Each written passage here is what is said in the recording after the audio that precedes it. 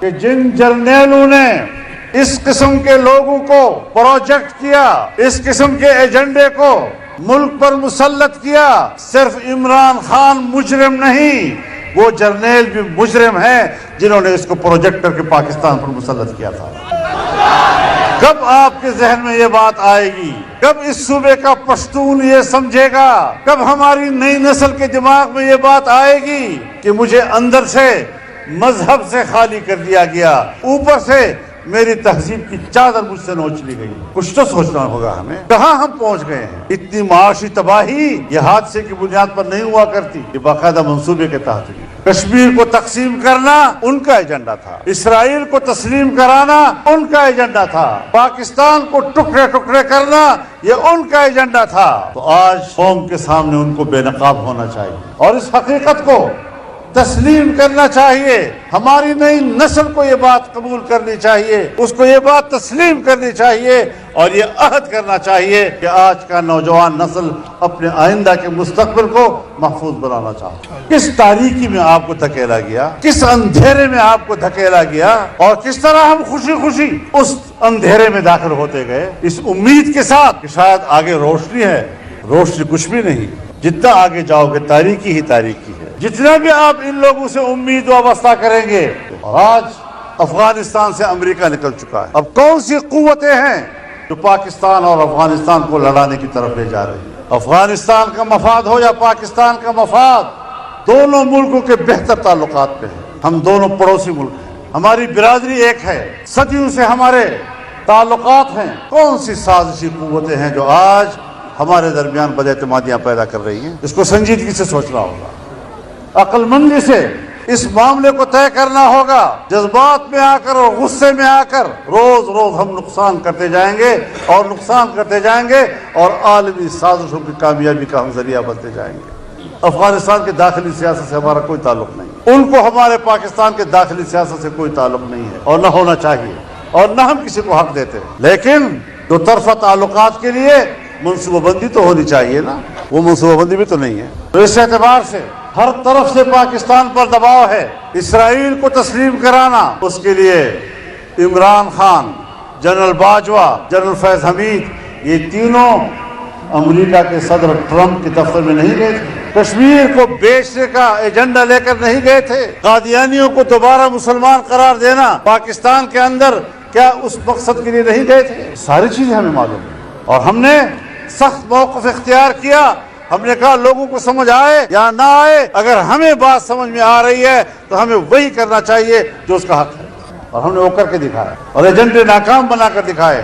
آج پھر فلسطین کا مسئلہ دوبارہ اجاگر ہوا ہے۔ جب اسرائیل پر حملہ کیا فلسطینی مجاہدین نے تو یہ موضوع ایک دفعہ پھر اٹھا ہے، اور جہاں جہاں یہ باتیں ہو رہی تھی کہ اسرائیل کو تسلیم کر لینا چاہیے، وہاں پر اسرائیل کو تسلیم کرنے والی بات انہی کے لیے گالی بن گئی۔ ایک ناجائز بچہ، قائد اعظم نے اسرائیل کو برطانیہ کا ناجائز بچہ کہا تھا۔ سن 1940 کی قرارداد، اس میں واضح طور پر کہا گیا تھا کہ فلسطینیوں کے سرزمین پر یہودی بستیوں کا قیام ناجائز ہے، اور ہم فلسطینیوں کے شانہ بشانہ کھڑے ہیں۔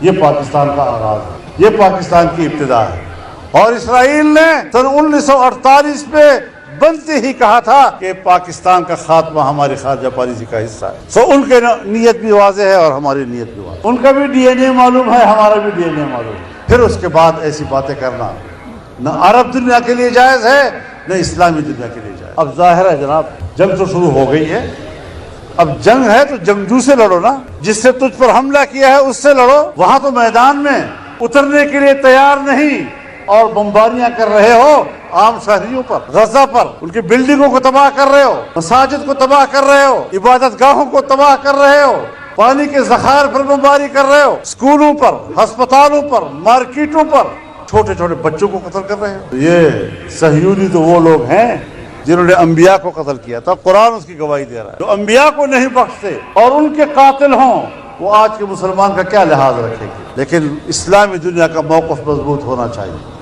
ہم باتیں تو بڑا ٹھیک کر رہے ہیں، بڑی تگڑی قسم کی باتیں کر رہے ہیں، لیکن عملی طور پر فلسطینیوں کے شانہ بشانہ کھڑے ہو کر اگر امریکہ اور یورپ آ سکتے ہیں ان کی مدد کے لیے، تو پھر اسلامی دنیا بھی ان کی مدد کے لیے جا سکتی ہے۔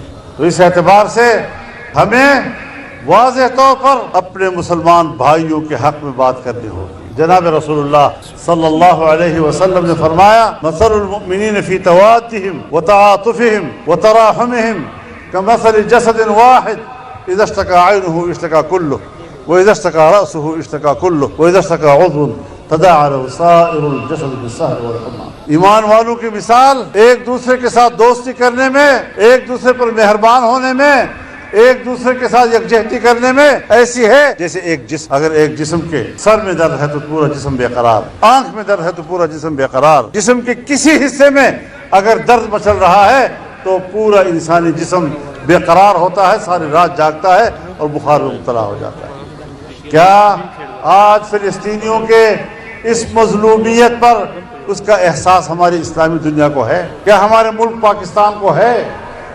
ہم اپنے فلسفے جھاڑ رہے ہیں، بحث کر رہے ہیں انہوں نے صحیح کیا یا غلط کیا، چھوڑی ان باتوں کو، ہم نے اپنے مسلمان بھائی کا ساتھ دینا ہے۔ اور میں بتانا چاہتا ہوں کہ تم نے اس وقت بھی پاکستان کی آزادی پر کلہاڑ مارا تھا، تم نے اس وقت بھی اسلامی اخوت کو چیر پھاڑ دیا تھا جب افغانستان پر امریکہ بمباری کر رہا تھا اور تم امریکہ کو اڈے دے رہے تھے پاکستان میں اور پاکستان کی فضائیں ان کے حوالے کر رہے تھے۔ پھر وہ غلطی نہیں کرنی، پھر ایسی جھک نہیں مارنی، عقل سے کام لینا ہے۔ ہم اپنے موقف پر مطمئن ہیں اور کوئی کر سکے یا نہ کر سکے، ہم سے جتنا ہو سکا، لیکن ہم گئے اور ان کی قیادت سے ملاقات بھی کی اور ان کو اپنے پورے قوم کی طرف سے یکجہتی کا یقین بھی دلایا۔ مسئلے کا پرامن حل کون تلاش کرے گا؟ کشمیر کا پرامن حل تلاش ہونا چاہیے، کون تلاش کرے گا؟ اقوام متحدہ کی قراردادیں کیوں خاموش ہے کشمیر کے مسئلے پہ؟ اقوام متحدہ کی قراردادیں اور سلامتی کونسل کی قراردادیں کیوں خاموش ہے فلسطین کے بارے میں؟ کیوں ان پر عمل درآمد نہیں ہو رہا؟ کیوں مسئلے کے حل کے لیے عالمی قوتیں نہیں آ رہی اور قوموں کے یہاں پر مسلمان قوموں کے خون کو ارزاں سمجھا جا رہا ہے؟ تو عالمی ادارے وہ تو دنیا کو، انسانیت کو مایوس کر چکی ہے، اسلامی دنیا کو مایوس کر چکی ہے۔ کیا ہم اقوام متحدہ سے کشمیر کے بارے میں توقع رکھیں گے کہ وہ مسئلے کا منصفانہ حل ہمیں دے گا؟ کیا ہم سلامتی کونسل سے توقع رکھیں گے یا OIC سے ہم توقع رکھیں گے کہ وہ ہمیں اسرائیل کے مسئلے کا حل بتائے گا؟ 75 سال گزر گئے، تم نے آج تک ہمیں کیا حل بتایا ہے؟ یہی حل کہ کشمیر کو انڈیا کے حوالے کر دو اور فلسطین کو اسرائیل کے حوالے کر دو، یہ حل ہے؟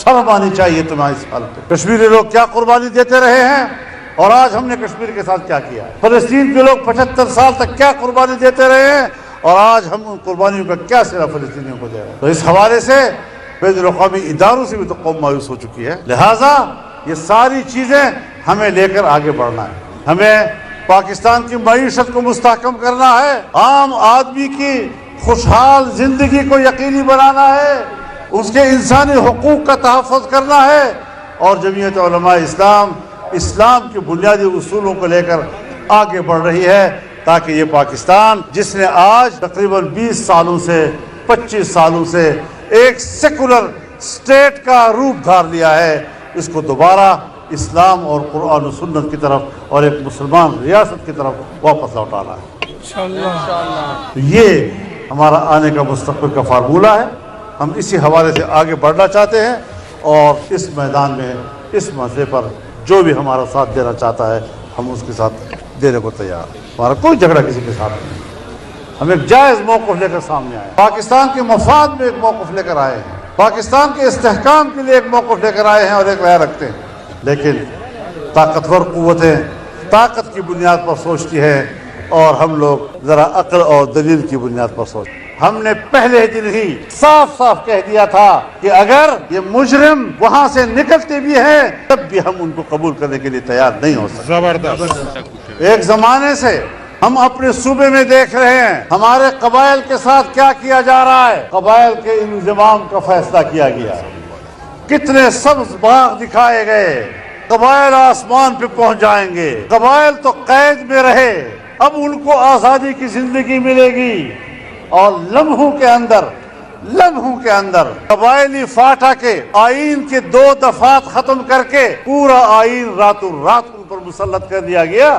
اور کوئی نقشہ نہیں تھا، کوئی ان کے پاس منصوبہ بندی نہیں تھی، بغیر منصوبہ بندی کے ایک ایسا فیصلہ کیا گیا کہ آج قبائل بھی حیران ہے کہ ہم سے کیا ہوا، نہ ادھر کے رہے نہ ادھر کے رہے. اس تذبذب میں اور اس اضطراب میں آج قبائلی دنیا زندگی گزار رہی ہے. ہم اکیلے رہ گئے تھے اور یہ قوم پرست کہا کرتے تھے کہ یہ تو قبائل کے دشمن ہیں. قبائل تو پاکستان میں ضم ہونا چاہیے. پاکستان میں ضم کر کے پاکستان کو قبائل کو اور کمزور کر دیا. کہا گیا تھا کہ 10 سال تک ہم ہر سال 100 ارب روپیہ ان کو دیں گے. آج ان کے 8 سال ہو گئے انضمام کے, ابھی تک بھی تم ان کو 1 ارب روپیہ پورا نہیں کر سکے ہو. کہاں 100 ارب روپیہ اور کہاں ابھی تک پتہ نہیں کتنے کچھ تھوڑے بڑے پیسے کہیں ملے ہوں. تو قبائل کے ساتھ زیادتی کی گئی. اور یہاں کے قوم پرست جو آج کل پھرتے ہیں, جلسے کرتے ہیں اور کہتے ہیں قبائل کے ساتھ بڑا ظلم ہوا, قبائل کو بے گھر کر دیا گیا, اس کا مجرم تو فوج ہے. یہ ساری باتیں آج کر رہے ہو. تم ہی تو مطالبہ کر رہے تھے کہ آپریشن کرو. قبائل میں فوجی آپریشن تمہارے مطالبے پر کیا گیا. تمہارے مطالبے پر قبائل کو اپنے وطن میں مہاجر بننے پر مجبور کیا گیا, ہجرت پر مجبور کیا گیا. اور آج تم ہی ان کے خیر خواہ بننے کی کوشش کر رہے ہو. خیر خواہ بننے کی کوشش مت کرو. تم نے کس کی خدمت کی ہے ہم وہ بھی جانتے ہیں. تم نے عالمی قوتوں میں کہاں سے ہدایات حاصل کی ہم ان کو بھی جانتے ہیں. محض اقتدار کوئی مسئلہ نہیں ہے. محض اقتدار تو آ جاتا ہے, گزر جاتا ہے. لیکن ہم پاکستان کی نظریاتی تشخص, پاکستان کی معیشت, پاکستان میں قیام امن کے لیے کیا کر سکتے ہیں, اس کے لیے ہمیں ایک کمٹمنٹ دینی ہوگی. ایک وضاحت کے ساتھ طے کرنا ہوگا کہ ہم نے آنے والے مستقبل کی طرف کیا کر کے چلا. ہم اس میں اسٹیبلشمنٹ کا بھی ساتھ دینے کو تیار ہیں, بیوروکریسی کا بھی ساتھ دینے کو تیار ہیں, لیکن وہ آئیں, اس رخ پہ چلے تو صحیح. اور جمعیت علماء جو ہے یہ ڈٹ کر لڑنے والی جماعت ہے, یہ سر جھکانے والی جماعت ہے.